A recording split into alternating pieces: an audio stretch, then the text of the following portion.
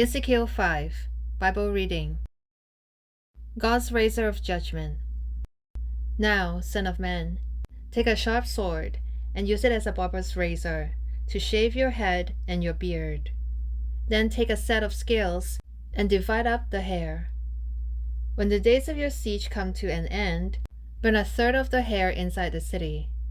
Take a third and strike it with a sword all around the city, and scatter a third to the wind, for I will pursue them with drawn sword. But take a few hairs and tuck them away in the folds of your garment. Again, take a few of these and throw them into the fire and burn them up. A fire will spread from there to all Israel. This is what the Sovereign Lord says. This is Jerusalem, which I have set in the center of the nations, with countries all around her. Yet in her wickedness, she has rebelled against my laws and decrees, more than the nations and countries around her. She has rejected my laws and has not followed my decrees. Therefore, this is what the Sovereign Lord says. You have been more unruly than the nations around you, and have not followed my decrees or kept my laws. You have not even conformed to the standards of the nations around you. Therefore, this is what the Sovereign Lord says. I myself am against you, Jerusalem, and I will inflict punishment on you in the sight of the nations.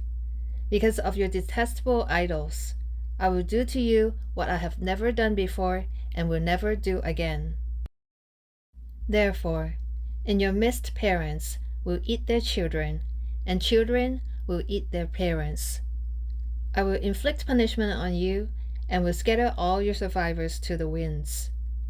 Therefore, as surely as I live, declares the Sovereign Lord, because you have defiled my sanctuary with all your vile images and detestable practices, I myself will shave you.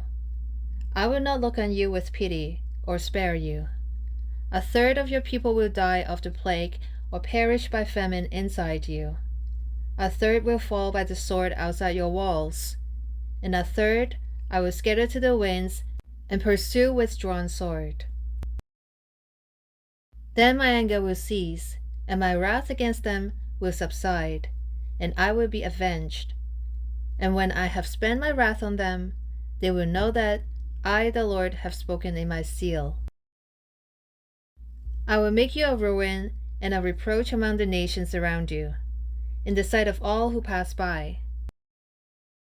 You will be a reproach and a taunt, a warning and an object of horror to the nations around you when I inflict punishment on you in anger and in wrath and with stinging rebuke. I, the Lord, have spoken. When I shoot at you with my deadly and destructive arrows of famine, I will shoot to destroy you. I will bring more and more famine upon you, and cut off your supply of food. I will send famine and wild beasts against you, and they will leave you childless. Plague and bloodshed will sweep through you, and I will bring the sword against you. I, the Lord, have spoken. May the Lord bless the reading of His word. Amen.